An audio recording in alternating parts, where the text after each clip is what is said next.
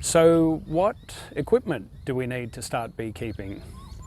There are so many gizmos and gadgets and crazy looking things when you go to a bee supplier's, and really it's best to step back from that and go back to basics. Let's just think what you want: a box full of bees and something to look at them with. Let's start with the box. You want to buy a hive and a base and a roof. You can buy the whole lot all made up from a bee supplier's, or you put this together yourself. If you're just starting out, sometimes it's better to buy a box ready-made with the roof and the base.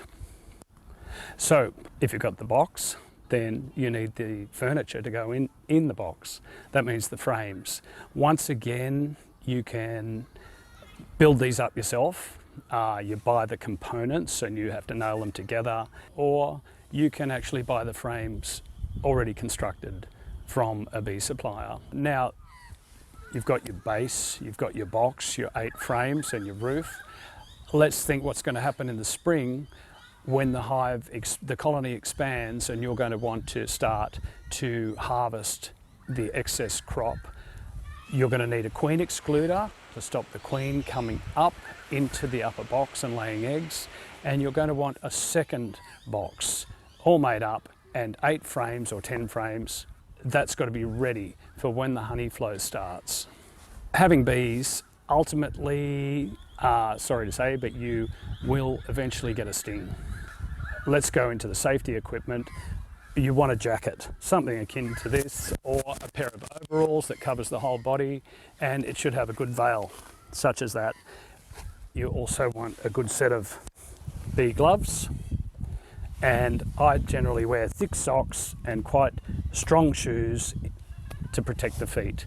You're dealing with quite heavy equipment here, and I think it's worth remembering that you need to protect yourself in the first instance. Now, back to the inspection tools. We want a hive tool.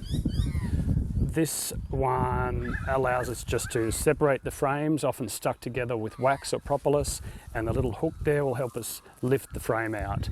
And so we can lift the frame out and have a good look at what's going on with the bees.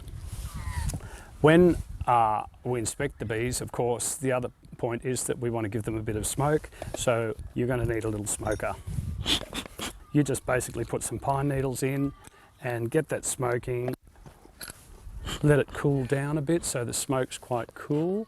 When you feel it at a distance, don't burn yourself, and that prevents the bees' wings getting burnt. And actually just a couple of puffs and it will get the bees suitably distracted for you to wedge open the top and start to have a look at the bees. Another thing I like to have is a bee brush.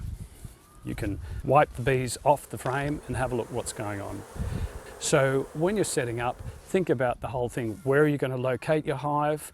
And you want to be able to walk all the way around it and access it. And then you also want to be able to have a space where you can take those frames once the honey flow starts and extract honey without being bothered.